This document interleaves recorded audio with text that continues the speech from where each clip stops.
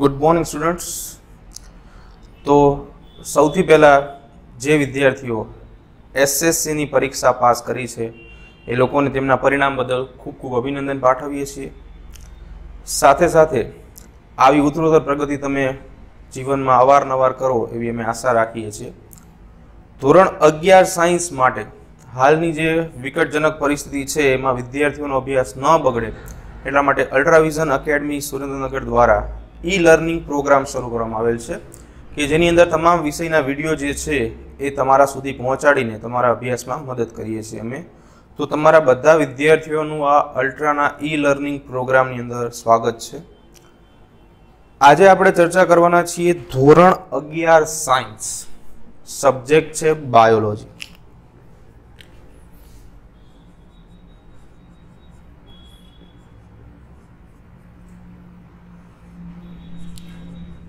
विषय biology,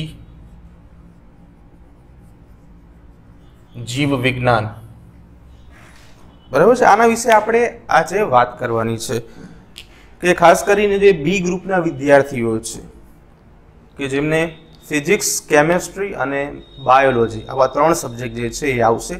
any अंदर आपणे चर्चा करीशुं बायोलॉजी विषे। मारू नाम विकास दसाड़िया है। 6 वर्षथी अल्ट्राविजन एकेडमी साथे जोड़ायेलो छुं। तो बायोलॉजी विषय आपणे वात करीए तो बायोलॉजी अथवा तो जीव विज्ञान शुं छे? तो बायोलॉजी जे छे ने ए 2 शब्दनुं बनेलुं छे, बराबर छे। एमां पहेलो आखी वात करी तो बायोलॉजी, तो एमां एक शब्द छे बायोस अने बीजुं छे लोगस। बायोस नो अर्थ एवो थाय कि जीव, लाइफ।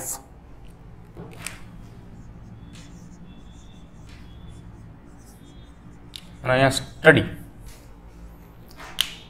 एटले के लाइफ एटले आपणे जीवन शब्द वापरीए। अहींया आपणे एवुं विचारवानुं छे कि जीवनो अभ्यास एटले बायोलॉजी एवी शाखा छे विज्ञाननी के जे सजीवोना अभ्यास साथे संकळायेली छे। एटले बायोलॉजीनी व्याख्या जरा आपणे आपवी होय तो आपणे આવી રીતે આપી શકાય के सजीवोना अभ्यास साथे संकळायेल विज्ञाननी एक शाखा जेने आपणे जीव विज्ञान एटले के बायोलॉजी तरीके ओळखशुं, बराबर छे। बीजुं के बायोलॉजी सब्जेक्ट छे, थोड़ी सब्जेक्ट विषे बात करी लईए आपणे। सब्जेक्ट बहुत इजी सब्जेक्ट छे, बहुत इंटरेस्टिंग सब्जेक्ट है, कारण के आमां आपणे सजीवो विषे ज वात करवानी छे। एमना लक्षणों, बराबर छे, एमनी अमुक क्रियाओ, एमनुं जीवन, एमनुं मृत्यु, आ बधा विषे आपणे बधी चर्चाओ करीशुं। साथे साथे सजीवोमां मनुष्य जे छे जेनी કેટલીક દેહધાર્મિક क्रियाओ विषे आपणे अभ्यास करवानो आवे, बराबर छे, ह्यूमन एनाटॉमी जेने आपणे कहीशुं। तो बायोलॉजी सब्जेक्ट छे बहु ज इजी छे, बहु ज इंटरेस्टिंग छे अने साथे साथे तमने बहु ज सरळताथी आवडी पण जाय। मात्र थोड़ी एवी याद शक्ति जे छे एनो उपयोग करवो पड़शे आमां, कारण के बायोलॉजी जे छे ए थोड़ो एवो थियरिटिकल सब्जेक्ट छे, बराबर।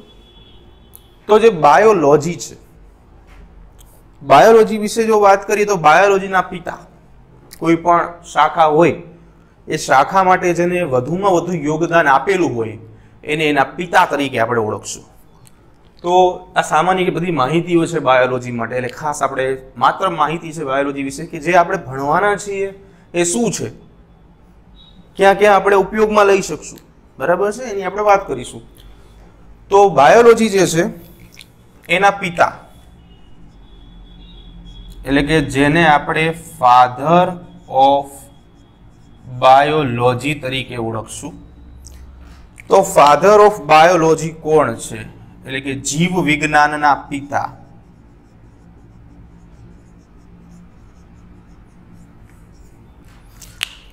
તો કે એરિસ્ટોટલ।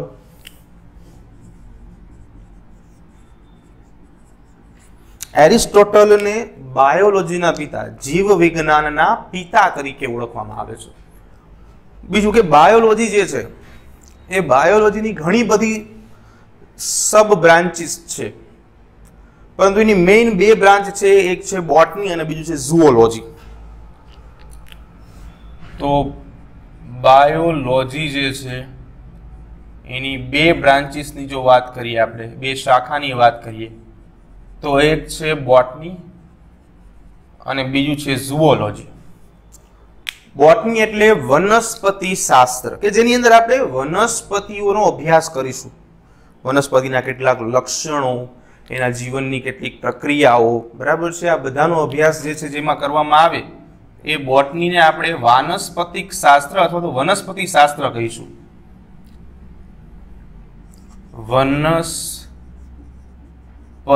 શાસ્ત્ર કે જેની અંદર આપણે વનસ્પતિઓનો અભ્યાસ કરશું.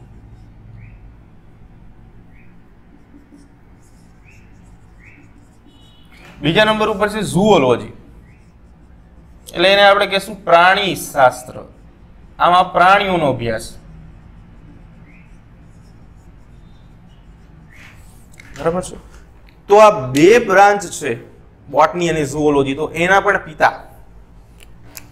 તો પહેલા આપણે વાત કરીએ ફાધર ઓફ બોટની, એટલે કે વનસ્પતિ શાસ્ત્રના પિતા.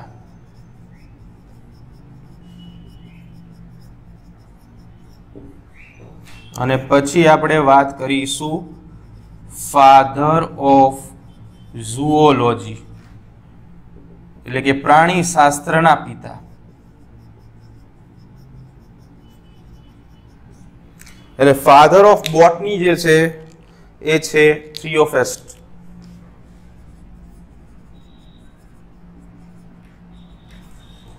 અને ફાધર ઓફ ઝૂઓલોજી ફરી એકવાર એરિસ્ટોટલ. બરાબર છે. તો આવી કેટલીક પ્રાથમિક માહિતીઓ જે છે સબ્જેક્ટની જરૂરી છે. એનું કારણ એવું છે કે વિદ્યાર્થીઓ, જ્યારે તમે 12 સાયન્સની એક્ઝામ આપશો પછી બી ગ્રુપની અંદર બે એક્ઝામ્સ કોમ્પિટિટિવ ટાઈપ્સની આવે છે. એમાં પહેલી છે NEET, national eligibility entrance test, કે જે આખા ભારત માટે એક છે. 720 માર્કની એક્ઝામ આવશે, 180 MCQs હશે એની અંદર. તો એની અંદર આવા કેટલાક પ્રશ્નો જે છે એ પૂછાતા હોય છે કે જે પ્રાઇમરી બેઝ ઉપર ડિપેન્ડેડ છે, બરાબર છે. અને સાથે સાથે ગુજરાત બોર્ડની એક exam GUJCET, Gujarat common entrance test, કે જે 120 માર્કની હોય છે, બરાબર છે. એ બંને એક્ઝામ તમારે આપવાની રહેશે. એટલે કે આવી પ્રાઇમરી માહિતી જે છે એ હોવી ખાસ જરૂરી છે.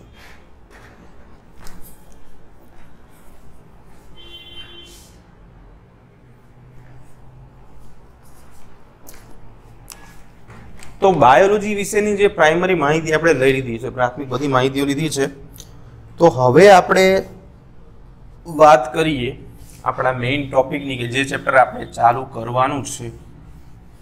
સાથે સાથે વિદ્યાર્થીઓ આ બધી વસ્તુ લખતા રહેજો ફેર બુકની અંદર, એટલે તમને શું વાંચવામાં સરળતા પડે.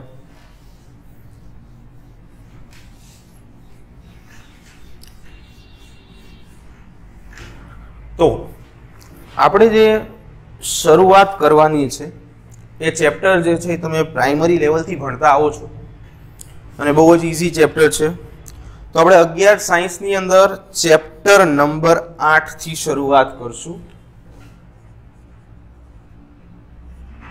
કે જે ચેપ્ટરનું નામ છે કોષ જીવનનો એકમ. કોષ જીવનનો એકમ, બરાબર છે. એટલે કે cell the unit of life. Cell the unit of life. આ ચેપ્ટર જે છે એ આપણા માટે કંઈ નવું નથી, કારણ કે આપણે પ્રાઇમરીમાં પણ આ ચેપ્ટર જે છે 8-9 ની અંદર ભણીને આવેલા છીએ કે કોષ શું છે, બરાબર. એની માહિતીઓ પણ આપણે મેળવેલી છે. તો સૌથી પહેલા આપણે શરૂઆત જ ત્યાંથી કરીશું કે કોષની વ્યાખ્યા, કે કોષ કોને કહેવાય, બરાબર છે. તો તમે 9મા ધોરણની અંદર પણ ભણેલા હશો કે ભાઈ કોષ કોને કહેવાય. તો શરૂઆત તેની વ્યાખ્યાથી આપણે કરીશું. કોષ એટલે શું? વોટ ઇઝ અ સેલ, બરાબર છે. તો ઘણી બધી વ્યાખ્યાઓ જે છે તમે ભણેલા હતા, એમાંની એક વ્યાખ્યા એવી હતી કે કોષ જે છે એ સજીવોનો બંધારણીય એકમ છે અથવા તો બંધારણીય ઘટક છે. કોષ એ સજીવોનો બંધારણીય ઘટક છે. તો શબ્દ એવો છે કે કોષ, બરાબર, સજીવનો બંધારણીય ઘટક છે. એટલે કે આખે આખું સજીવનું શરીર બને છે એના માટે જવાબદાર કોષ છે. બીજો એક શબ્દ છે સજીવ. સજીવ એટલે શું? તો કે આપણે ભણશું, પણ અત્યારથી તમને માહિતી આપી દઈએ કે સજીવ કોને કહેવાય. તો કે જે જીવ ધરાવે અને વિવિધ દેહ ધાર્મિક ક્રિયા કરે એને આપણે સજીવ કહીશું. જીવ ધરાવે અને વિવિધ દેહ ધાર્મિક ક્રિયા દર્શાવે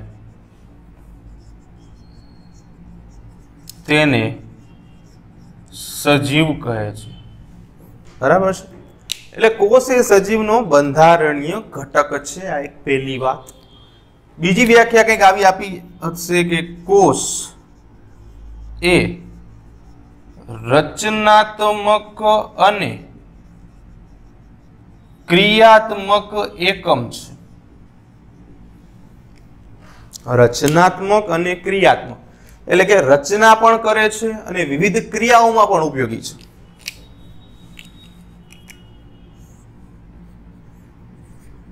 સજીવ દેહની રચના કરે છે અને વિવિધ ક્રિયાઓમાં ઉપયોગી છે અથવા તો વિવિધ ક્રિયાઓ દર્શાવે છે. એટલે આને કહીશું રચનાત્મક અને ક્રિયાત્મક એકમ. એટલે ઇન શોર્ટમાં આપણને એવી ખબર પડી ગઈ કે આખે આખું માનવ શરીર અથવા તો કોઈ સજીવનું શરીર કોષનું બનેલું છે. આ કેવી પ્રોસેસ છે જો સમજી લ્યો. કે કોઈ દિવાલ છે તમારી પાસે, તો દિવાલ, ઘરની દિવાલ જે છે એ શેની બનેલી હોય? તો કે ઈંટની બનેલી હોય. ફોર એક્ઝામ્પલ કે આ એક દિવાલ છે, તો આ દિવાલનો બંધારણીય ઘટક શું? તો કે ઈંટ. બરાબર છે? આ દિવાલ છે. દરેક દિવાલ જે છે એ ચોક્કસ ઈંટની બનેલી છે. ચાલો આ બરાબર. તો ઈંટ શું કહી શકાય? તો કે ઈંટ જે છે એ દિવાલનો બંધારણીય ઘટક કહી શકાય.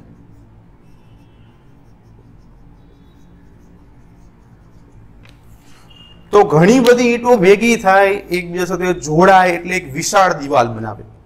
બસ એ જ રીતે ઘણા બધા કોષો ભેગા થાય અને એકબીજા સાથે જોડાય એટલે એ મોટા સજીવનું રૂપાંતરણ કરે. બરાબર છે? એનું નિર્માણ કરશે. તો એવી રીતે આ એક એક્ઝામ્પલ છે કે જે રીતે દિવાલનો બંધારણીય ઘટક ઈંટ છે, એવી રીતે આપણા શરીરનો બંધારણીય ઘટક કોષ છે. તો આવી બધી વ્યાખ્યાઓ જે છે એ અગત્યની છે. બાયોલોજીની અંદર એક માર્કની અંદર પ્રશ્નો પૂછાતા હોય છે, એટલે દરેક વ્યાખ્યા ઉપર આપણે ખાસ ધ્યાન આપીશું. બરાબર છે? દરેક વ્યાખ્યા જે છે એને ખાસ આપણે ફોકસમાં લઈશું. હવે તો કોષ જે છે એ સજીવનો બંધારણીય એકમ છે, રચનાત્મક અને ક્રિયાત્મક એકમ છે. બે વ્યાખ્યાઓ જોઈ. પ્રશ્ન એવો થાય કે આ કોષ વિશેની માહિતીઓ ક્યાંથી આવેલી? બરાબર. તો હવે આપણે શરૂઆત કરીશું થોડા ઘણા કોષના ઇતિહાસ સાથે.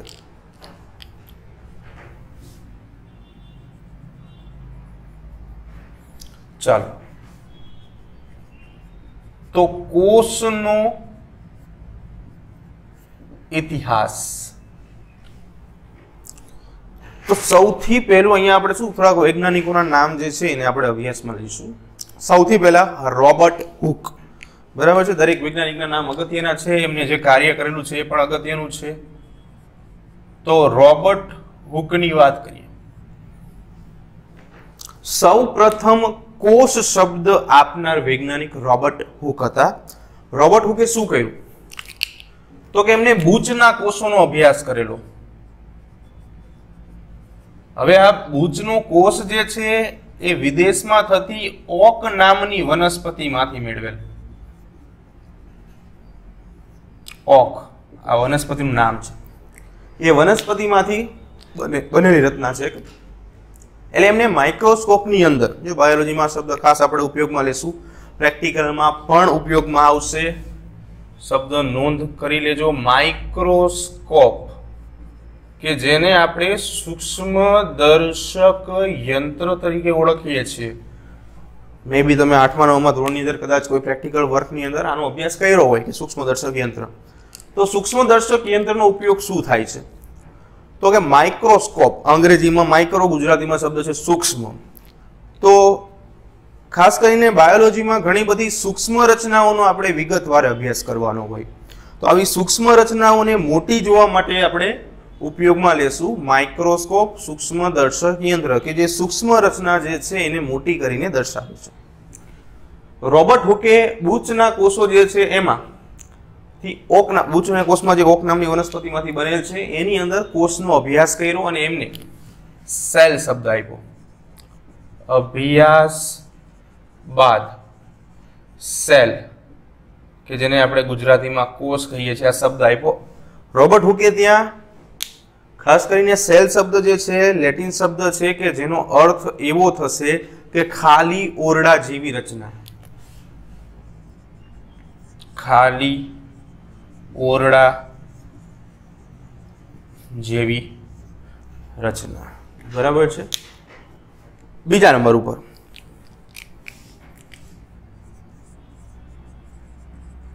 Robert brown. તો રોબર્ટ બ્રાઉને કોષની અંદર કોષ કેન્દ્રની શોધ કરી. કોષની અંદર કોષ કેન્દ્રની શોધ કરી. ત્રીજા નંબર ઉપર હવે આની પહેલા થોડી એક વાત એવી કરીએ કે આપણે જે આ કોષની વાત કરીએ છીએ તો જે આ કોષનો અભ્યાસ છે એને કોષ વિદ્યા તરીકે ઓળખવામાં આવે છે.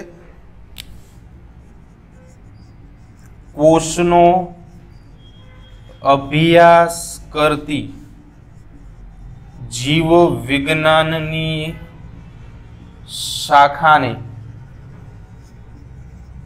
કોષ વિદ્યા એટલે કે સેલ બાયોલોજી અથવા તો સાયટોલોજી તરીકે ઓળખવામાં આવે છે. બરાબર. એટલે ત્રીજું નામ છે George પેલાડે.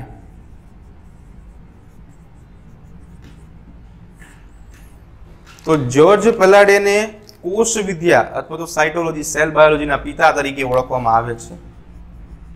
Father of cell biology અથવા તો સાયટોલોજી.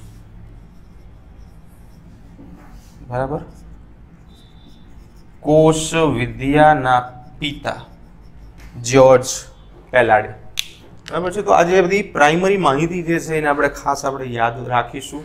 બરાબર, કે જેના લીધે તમને ઉપયોગમાં આવે અને સાથે સાથે લખતા રહેજો. બરાબર છે. એવું લાગે તો સ્ક્રીનશોટ પાડી લ્યો અને શાંતિથી લખો, કોઈ ઉતાવળ નથી. બરાબર. સરસ મજાની નોટ બનાવજો.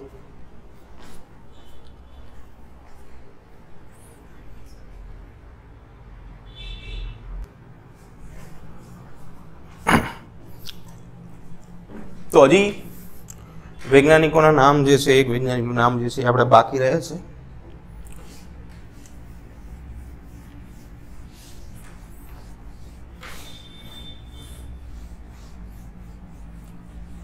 તો જે આપણે 3 નામની ચર્ચા કરેલી છે, એક નામ જે છે એ બાકી રહે છે, તો એના વિશે આપણે વાત કરી લઈએ.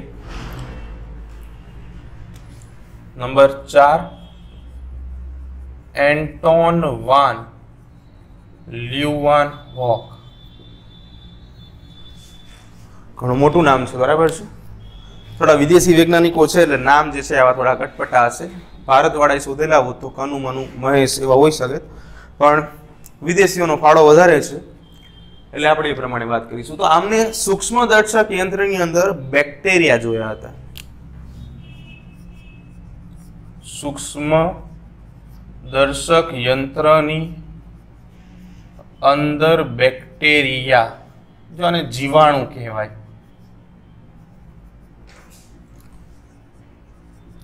જોયા હતા. જીવાણુ શબ્દ જે છે ને એને તમે છૂટા પાડો ને તો અર્થ એવો થાય જીવ પ્લસ અણુ. એટલે જીવનો નાનામાં નાનો અણુ એટલે જીવાણુ. બરાબર છે. બેક્ટેરિયા કહેવાય, જેના વિશે પણ આપણે અભ્યાસ કરીશું. તો હવે થોડી વાત આગળ વધારીએ કે જો કોષનો ઇતિહાસ જે છે આપણે જોઈ લીધો છે, વૈજ્ઞાનિકોનો ફાળો. એક માર્કની અંદર પ્રશ્ન પૂછાય કે કોઈ વૈજ્ઞાનિકનું નામ આપેલું હોય. બરાબર. અને એ વૈજ્ઞાનિક વિશે તમને પ્રશ્ન પૂછે કે આ વૈજ્ઞાનિકનું કાર્ય જણાવો, તો એના વિશે આપણે માહિતી આપવાની રહે. હવે કોષ જે છે એ કોષની અંદર કેટલીક અંગિકાઓ આવેલી જે આપણે ભણી ગયા છીએ. તો આપણે ખાલી યાદ કરી લઈએ કે કઈ કઈ અંગિકાઓ આપણે ભણેલા છીએ, કઈ કઈ અંગિકાઓ કોષની અંદર આવે, પછી આપણે કોષોના પ્રકારો વિશે વાત કરીએ. તો કોષની અંદર આવેલ અંગિકાઓ અથવા તો કોષના વિવિધ ભાગો.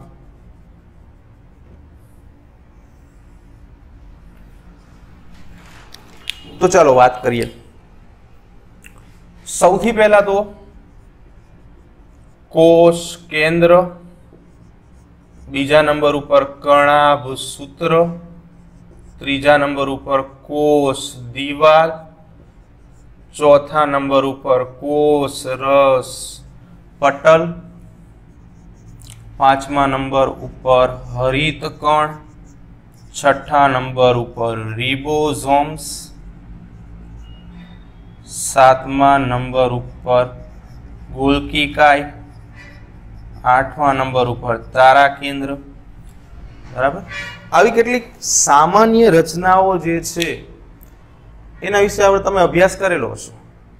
કણાભ સૂત્ર, બરાબર છે, ગોલ્કી કાય, આના સિવાય અંતઃકોષ રસજાળ,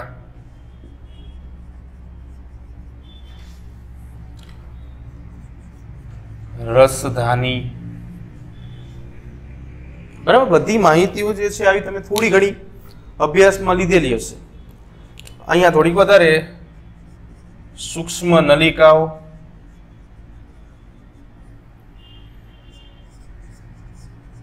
પક્ષમો અને કશા, આવું થોડુંક એડવાન્સમાં આપણે ચાલવાનું છે. એક બે ટોપિક્સ જે છે નવા આવશે, બાકી જે ઓલરેડી તમે ભણી ગયા છો, બરાબર છે, એ જ વસ્તુ જે છે આપણે રિપીટ કરવાની રહેશે. બરાબર છે. લાઇસોઝોમ્સ. તો આ બધું શું છે? તો કે કોષની અંગિકાઓ છે. દરેક અંગિકાઓ જે છે કંઈક ને કંઈક કામ જે છે એ કરતી હોય છે. દરેક અંગિકા વિશે આપણે અભ્યાસ કરશું ડિટેલમાં કે દરેક અંગિકાઓ જે છે એનું કામ શું છે, અંગિકા શા માટે કોષની અંદર હાજર છે, બરાબર છે, કયા કોષોમાં કઈ અંગિકા જોવા મળે છે, કઈ અંગિકા જોવા નથી મળતી. તો આ બધા વિશેનો અભ્યાસ જે છે આપણે ડિટેલમાં કરવાનો છે. એટલે આ તો આપણે માત્ર અંગિકાઓના નામ મેમરાઇઝ કરવા માટે રાખેલા છે, બરાબર, યાદ રાખવા માટે. અમુક અંગિકા જે છે અમુક કોષોની અંદર જોવા મળે. તો આપણે પહેલા થોડા કોષોના પ્રકાર જે છે એને જોઈ લઈએ.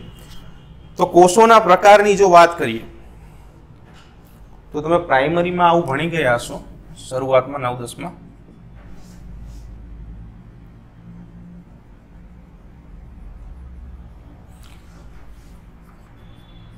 કોષોના પ્રકાર. પેલો પ્રકાર જે છે ને આપણે સંખ્યાના આધારે નક્કી કરશું, બરાબર છે. તો પહેલા તો સંખ્યાના આધારે જો વાત કરીએ તો મુખ્ય બે પ્રકાર પડે છે. એમાં સૌથી પહેલા એક કોષી સજીવો. તો એક કોષી સજીવો કોને કહેવાય? કોષોની સંખ્યાના આધારે સજીવોના પ્રકાર, બરાબર છે. તો કોષોની સંખ્યાના આધારે પ્રકારની વાત કરી, સજીવોના પ્રકાર. એક કોષી સજીવો કોને કહેવાય? તો કે જે સજીવ નું શરીર અથવા તો સુકાય માત્ર એક જ કોષનું બનેલો હોય એને આપણે એક કોષી સજીવ કહીશું. તો કયા કયા ઉદાહરણો આની અંદર આવી શકે? તો ઉદાહરણ અમીબા, ઈસ્ટ નામની ફૂગ, ક્લેમિડોમોનાસ લીલનું નામ છે, પ્લાઝ્મોડિયમ મેલેરિયા માટે જવાબદાર પ્રજીવ, બરાબર. આ બધા એક કોષી સજીવના ઉદાહરણ છે, એટલે એમનું શરીર માત્ર એક જ કોષ ધરાવે. બીજા નંબર ઉપર જો આપણે વાત કરીએ તો બહુકોષી સજીવો. તો જે સજીવનું શરીર જે છે ઘણા બધા કોષોનું બનેલું હોય એને આપણે બહુકોષી સજીવો કહીશું. એટલે જે સજીવનું શરીર ઘણા બધા કોષોનું બનેલું હોય તેવા સજીવોને બહુકોષી સજીવો કહીશું. તો એના ઉદાહરણ શું છે?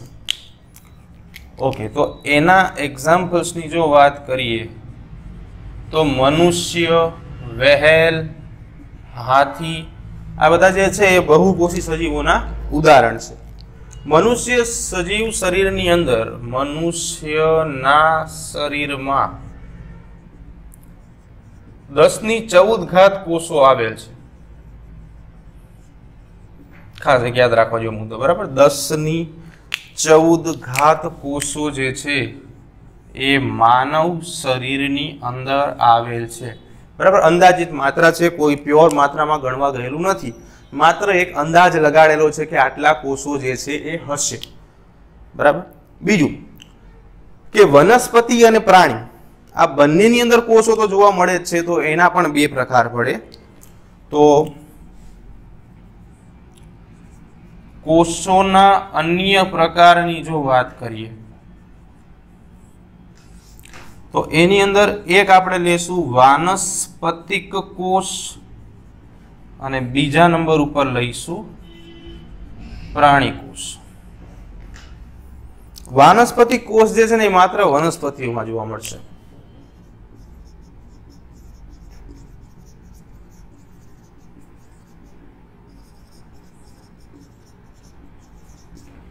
ફોર એક્ઝામ્પલ, ડુંગળીનો કોષ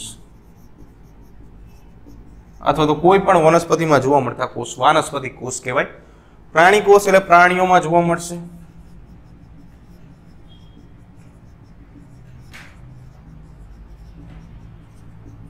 કોષો પ્રાણી કોષ તરીકે ઓળખાય. ઉદાહરણ તરીકે મનુષ્યના ગાલના કોષ. આ બધી એટલા માટે તમને માહિતી આપું છું કારણ કે આ બધું જે છે તમે આગળના ધોરણમાં અભ્યાસ કરી ચૂક્યા છો, એટલે આવા એક્ઝામ્પલ્સ લખું છું જેનાથી તમને વધુ માત્રામાં બધું યાદ આવે, બરાબર છે. તો આપણે અંગિકાઓ જોઈ, પ્રકારો જોઈ લીધા, બરાબર છે. બધા વિશે વાત કરી નાખેલી છે. રેડી.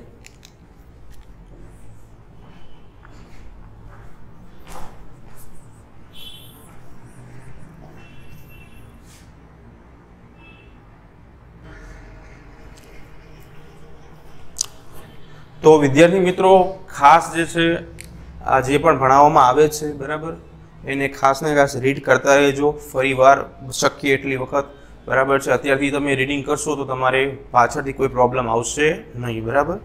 અને સાથે સાથે એક ફેરબુક જે છે એ બનાવતું રહેવાનું છે તમારે. આ બધું જે લખાણ છે એ લખવાનું છે. તમને જે પ્રમાણે અનુકૂળતા હોય, વિડીયો સાથે લખી શકતા હોય તો વેલ એન્ડ ગુડ છે, અને જો ન લખી શકો તો વિડીયો જે છે એને પોસ્ટ કરીને, બરાબર છે, તમે સ્ક્રીનશોટ પાડી શકો છો અને ત્યારબાદ ફેસબુકમાં લખી શકો છો. સમયનો જે છે એ સદુપયોગ કરવાનો છે. જ્યાં સુધી સ્કૂલ જે છે એ શરૂ ન થાય ત્યાં સુધી આવી રીતે ઓનલાઈન લેક્ચર્સ જે છે તમને આ મોકલવામાં આવશે ને તેના દ્વારા તમારો અભ્યાસ જે છે એ કન્ટિન્યુ કરવામાં આવશે. એટલે આજના લેક્ચરમાં આપણે આટલું રાખીએ છીએ, બરાબર છે. ઇન્ટ્રોડક્શન માટે આટલું બરાબર છે.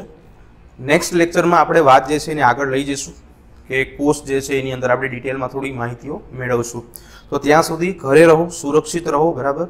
સ્ટે હોમ, સ્ટે સેફ, અને સાથે સાથે ખાસ રીડિંગ જે છે એ કરતા રહેજો, સમય જે છે એનો ઉપયોગ કરજો, બરાબર. અને કન્ટિન્યુ આ વિડીયો જે છે એ જોતા રહેજો.